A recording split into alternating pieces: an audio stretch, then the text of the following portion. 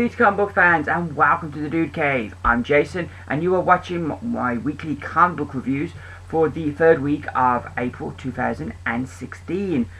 We've got 19 books to review this week, so without further ado, let's get into those reviews. So we're going to kick things off with the rapid fire roundup. This is the part of my video where I take the bulk of my books and I just give them a 30-second, 1-minute review, just telling you what I liked, what I didn't like, and giving it a score out of 5 stars. So we've got 14 books in this part of the video to get through, so let's get going. First up we have Superman Action Comics, issue number 51. This is part 3 of the Super League story that's running through all the Superman books this month. This issue we see, the series so far we've seen Superman going around telling people he's dying. The first part it was Lois and Lana. Last issue it was Batman. This issue it's Supergirl. He finds her in National City. She's worked with the DEO, and he takes her to the Fortress of Solitude because he wants her to take up his role. And so we have this very interesting dialogue because she's really hesitant to become, you know, what Superman is. And I enjoyed the dialogue here, and I'm loving how Superman is written. And I think it's kind of ironic. I've said this before, that they make him the most like Superman in his last story. I did feel here that Supergirl changes her mind too quickly, and I would have maybe liked over the issue seeing her maybe change slightly earlier and kind of him talk her around more, where it just seemed very abrupt that suddenly she's like, oh yeah, you've changed my mind. The art here by Paul Papetier I really liked. I wasn't, how he draws Superman here I didn't like. I like Supergirl. I don't like this outfit she's got on, so I'm hoping they'll change that. But the way he draws Superman here, I wasn't the biggest fan of. But the art in the main is really good. There's a couple of things happening in the background that are really interesting. I'm looking forward to seeing where they go. All in all, I'm really enjoying this, and I give Superman Action Comics issue 51 4 stars out of 5. So sticking with DC, we are moving out to Superman American Alien, issue number 6 of this 7-part miniseries. And when I started reading this, I thought, oh god, this is the issue where Max Landis like loses it and the series implodes. And because the first bit of the book I wasn't feeling it, but then we get into this real crux of the issue of like, because basically what happens this issue is 2 of Clark's friends from Smallville visit him in Metropolis, and they know he's Superman, and they're like, well, you're going around without the mask on now, what's going on, and all of this. And they kind of make Clark face up to, what are you doing? You know, this isn't something you can do for a few years and then get out. If you're going to be this Superman, it's a long-term deal.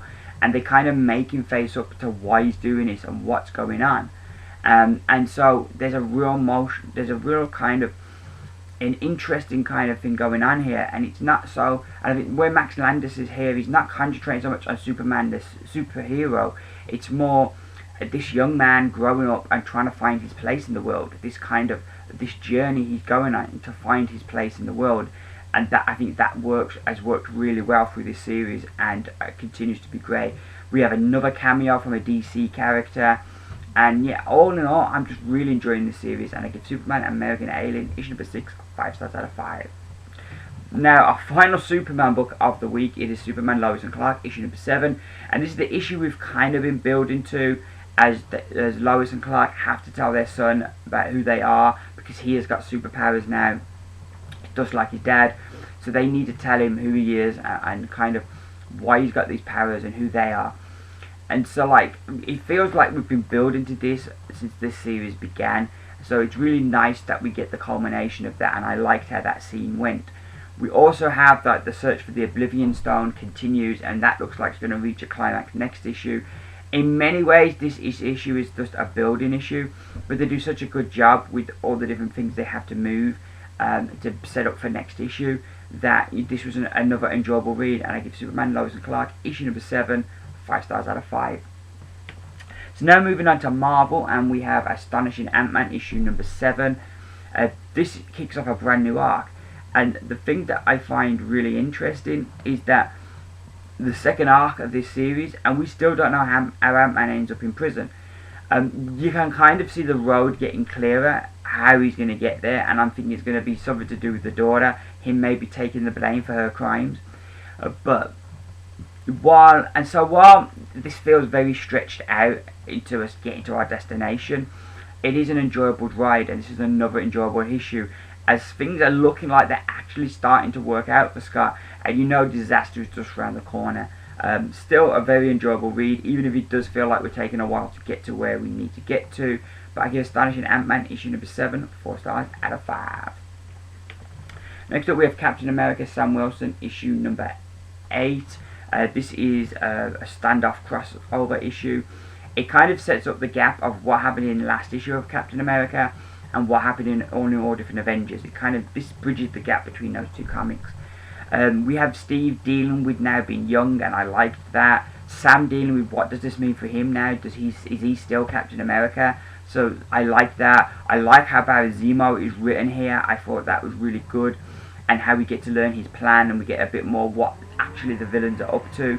We get another villain revealed that's in Pleasant Hill. All in all, there's a lot to enjoy here, and yeah, it was a nice ride, and the art as well was really good. I really enjoyed that, so I'm going to give Captain America Sam Wilson issue number 8 4 stars out of 5. So moving along now to Captain Marvel issue number 4. Still love the premise of this series, and that they're Earth's first defense against extraterrestrial threats. We get answered why this Kree Hunter is after Captain Marvel and has targeted this space station. So those things get answered. The stakes here feel big as Captain Marvel keeps trying to find a solution, but at every turn things aren't working out. It's still a very enjoyable read, not as strong as that first issue, but I'm still liking what they're doing with this, and I'm very interested to see where it goes. And I give Captain Marvel issue number 4 4 stars out of 5. Next up we have Deadpool issue number 10. This was excellent. Really love this issue. What basically is going on is Deadpool killed his parents, but he doesn't remember, and he thinks it's Sabretooth. Now Sabretooth's been a good guy these days. He's going to take this blame. He doesn't want Deadpool to have to live with the truth that he himself murdered his own parents. So Sabretooth is taking the blame, and he's trying to make things just right, so that they can go their separate ways. But Deadpool he's got to kill Sabretooth, and you're kind of like wondering, well, Sabretooth's got a healing factor. There's a lot of hijinks and hilarity throughout the issue. Even though there's at the core a real serious issue, there's still a lot of fun in this issue. But then at the end, the book really takes a sinister and dark turn, and you're just like bated breath waiting for the next issue to see how this is going to work out. This was, I think, was the best issue of this series thus far. Really loving what they're doing, and I love how Duggan can kind of go from the real like hilarity of Deadpool to something that's really dark and sinister, and I'm liking that, how Duggan's able to do that with this character, and the character isn't just a comic character. Oh, I mean, as in comic, I don't mean a comic book, but I mean comic as in funny character. But yeah, really enjoyed this. I'm going to give Deadpool issue number 10 5 stars out of 5. Next up we have Deadpool Works for Money issue number 3, and this was a bit of a disappointing issue. We get the high point at the beginning of the issue of Taskmaster taking on the evil Deadpool, and I liked that a lot. That was really good.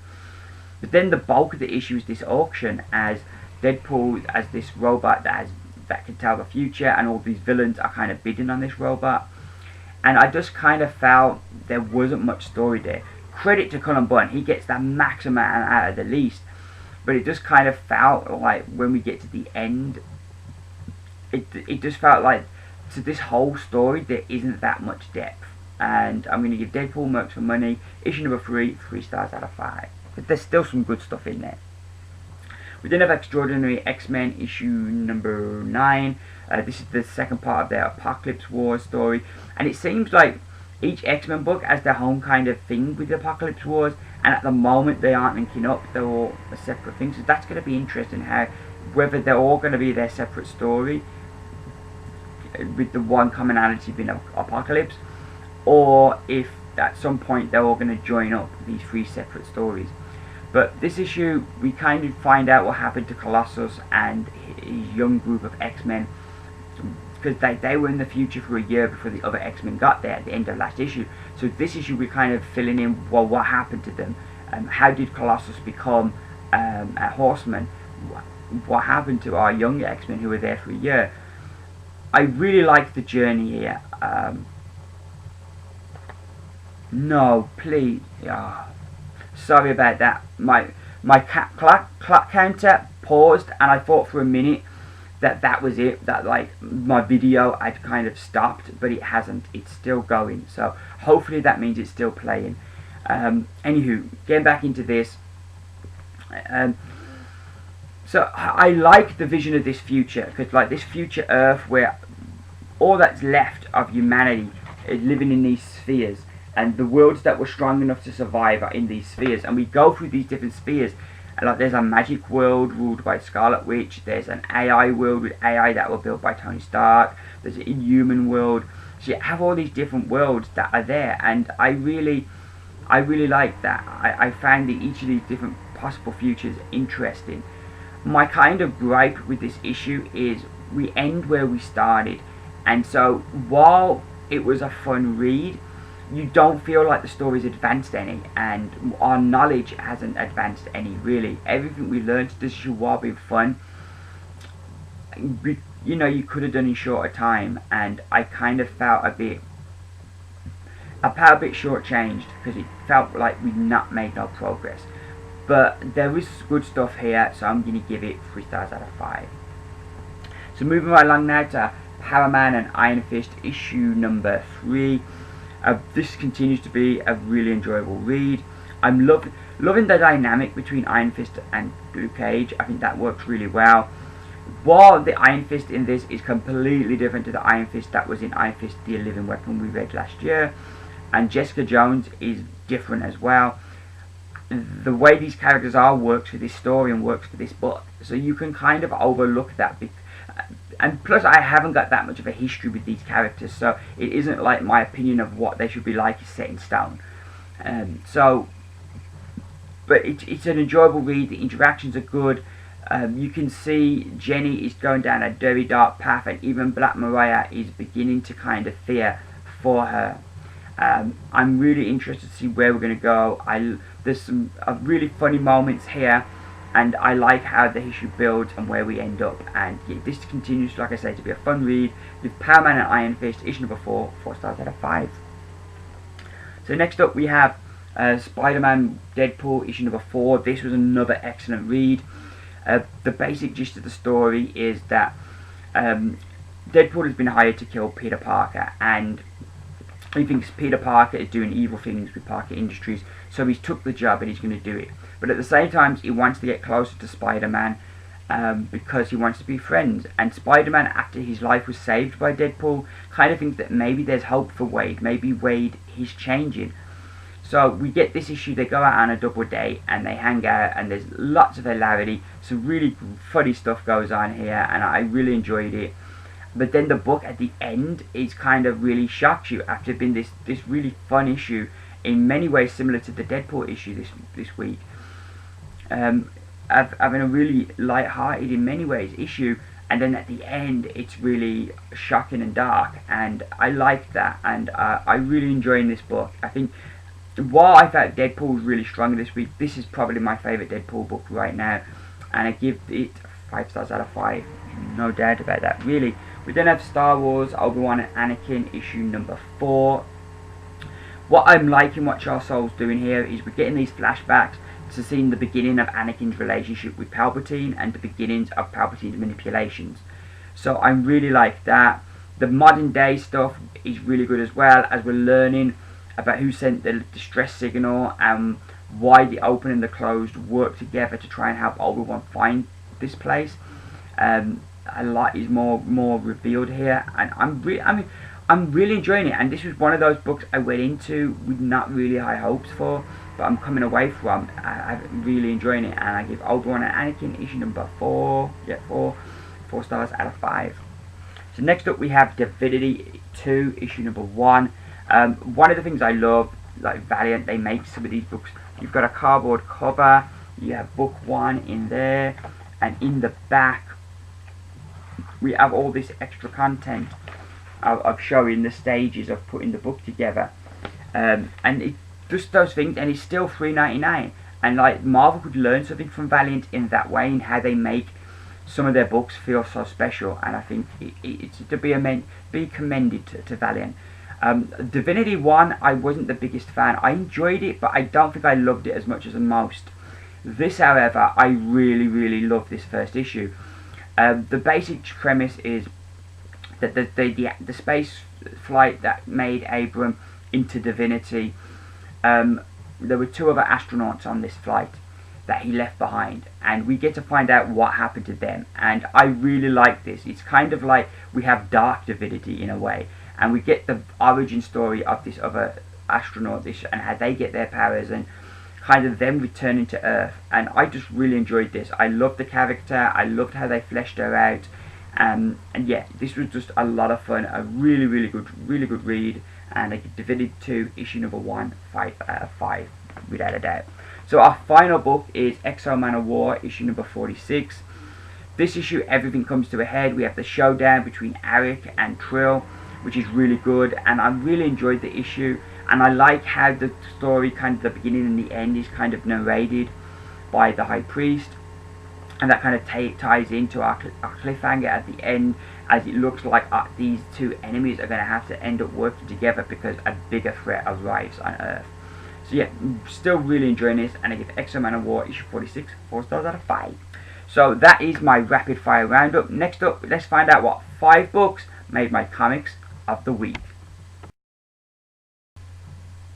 Well, here we are now with the main event of my video, the comics of the week. I'm going to find out what 5 books are my comics of the week this week. First up, we have Huck issue number 6. This is the final issue of this series, written by Mark Millar with art by Raphael Albuquerque.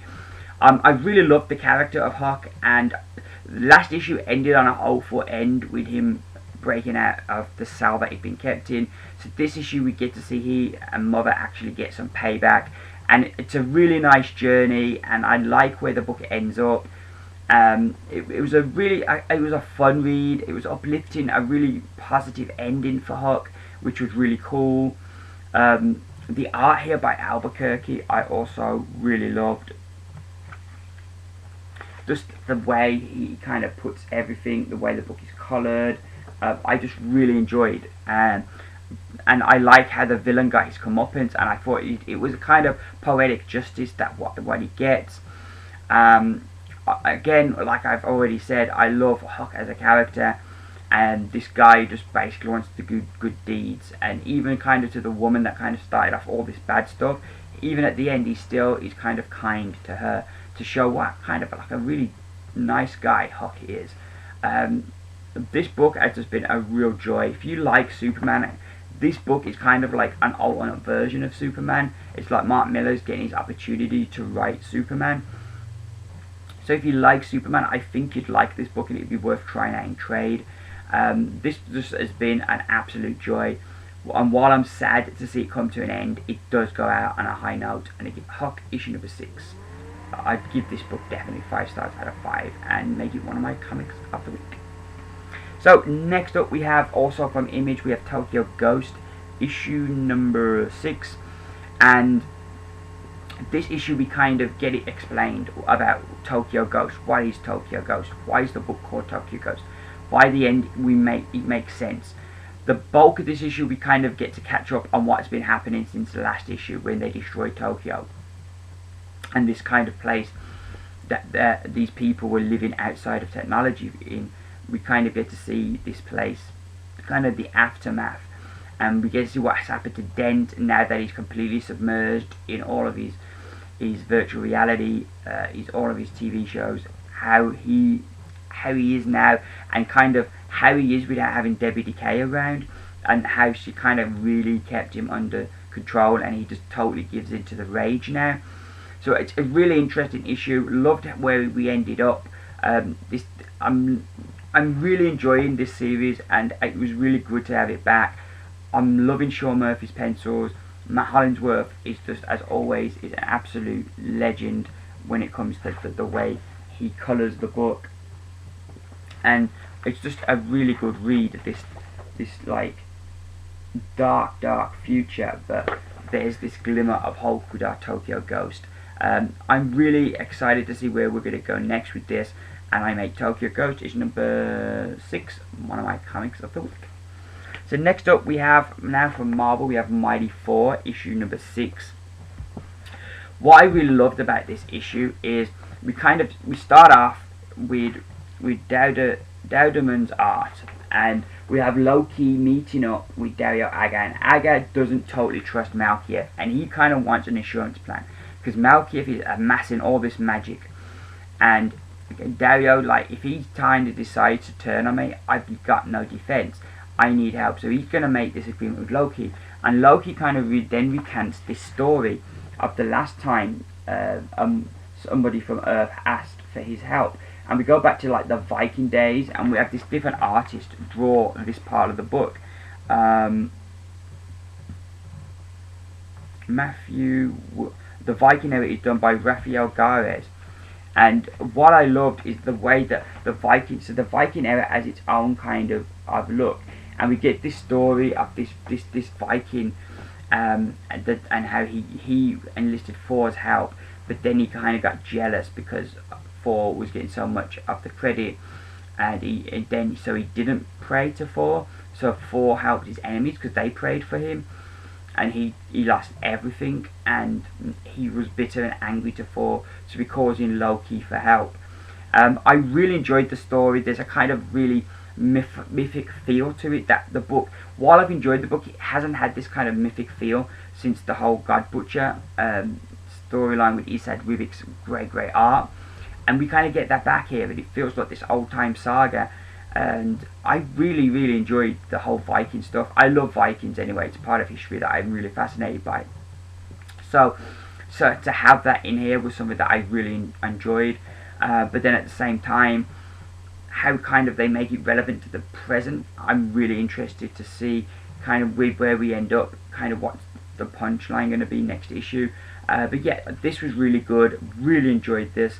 I know this book isn't for everybody now, that a lot of people have kind of fallen off this now and aren't giving it the high praise it was getting way back when, but I'm still really enjoying this series, as because it pulls out things like this when you least expect it. And yeah, really great issue, and I give Mighty Thor issue number 6 one of my comics of the week. So next up we have Nova number 6, and I'm just really loving this. I read through the first 5 issues this week, so when I picked up issue 6, I was kind of like really immersed in this, and I'm really enjoying it. And the thing to me, when I like kind of do my comics of the week, I don't look at it from a technical standpoint, as I don't feel like I have the knowledge to kind of speak from things from a technical standpoint. And you know, so when I kind of make my comics of the week, it's always the books that I've enjoyed, the things that I've enjoyed the most. And the way I kind of measure this is when I put a book down, how big a smile on my face do I have? And this book I just really enjoyed. I'm really liking what they're doing with Nova, and I think it's something that Marvel do well with their characters, because that he's kind of balanced all these different sides of his life. He's got his life as Sam Alexander, this high school kid, and he's kind of been having that balanced school life and be with friends and stuff. Then he's got to balance this being a superhero as well, and a member of the Avengers, and all this other crazy stuff that's going on in his life with his dad. So he's kind of trying to balance everything, and it's a very difficult thing to do. I know just with my life, trying to get in everything I want to get done is difficult. And people that have got kids, I'd imagine that is multiplied. Trying to get everything they want to get done in their life and getting that balance is really tough. So I really like, so you kind of take this character and you can immediately empathize with him, because you know how tough it is to get balance in life. And kind of they put him in this superhero kind of world, and just I really love that. And I think it's something that Marvel do a lot better than DC, kind of seeing their characters kind of balance that. It's kind of, as a kid, one of the things I loved about Spider-Man, you know, the way he'd always he'd have all these different things he was trying to balance and juggle. So yeah, I love that kind of tone to the book. I think it's Sean Ryan, isn't it? I really enjoyed his run on New Suicide Squad, and he's doing a really great job on this. So he may be a writer I need to keep an eye on. I'm loving where we're going with this, and with the whole kind of that the Chitauri, they want Nova's helmet because they want to kind of reverse engineer the technology. I'm loving that, and I'm loving kind of where we're all going with that. The art in here as well is really great. And also the other thing that I really like is Nova trying to protect civilians from this doppelganger of his dad, this clone. The end is kind of this really interesting kind of point, because we've been building something with his friends, and where that's going to go now is going to be really interesting. But yeah, this is just a book that I'm just really enjoying right now, and so yeah, I without reservation, I make Nova number 6 one of my comics of the week. So our final book this week is Valiant, and it is Bloodshot Reborn, issue number 12. This features, I think it's part 3 of the Analog Man. Yeah, it is. It says on the inside cover.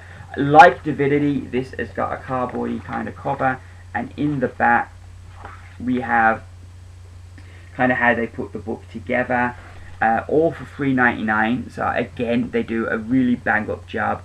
The art in here is really great, as you can see. The basic, it's kind of like this Mad Max future, where Bloodshot and his woman Magic, is the love of his life. They're living in this village, and he goes out and gets water for them. He steals it from this big city, but something sinister has been going on in the city. So Ninjak come enlisting his help, but when they get back to Bloodshot's village, this gang called the Shadow Men have kind of just killed everybody in his village. So Bloodshot's like, look Ninjak, if you help me get revenge on the people that did this, I will help you do whatever you need me to help you with. So they agree. So this issue sees them going up to get revenge on the Shadow Men. I like this. I like seeing like an older version of Ninjak. I feel he's like one of those characters we've not seen too much in the future.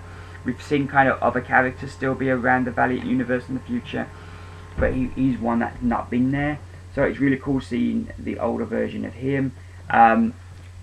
This is just a basically really cool revenge story set in this dystopian future, and I just bloody loved it. Really loving what they're doing here, and I give Bloodshot Reborn, issue number 12, 100% would have got 5 out of 5, and yeah, it is one of my comics of the week. So those are my books for this week. I will be back in the next couple of days with Comic Haul Weekly, looking at the books I picked up this week, and then I'll be back, hopefully, fingers crossed, early next week with another comic book review video. So that leaves me to say is thank you very much for watching. Give me those beautiful thumbs up if you enjoyed this video. I will see you again soon. I'm going to go now read some comics. So yeah, once again, thank you for watching. I've been Jason. This has been the Dude Cave with Comic Haul Weekly. Bye for now.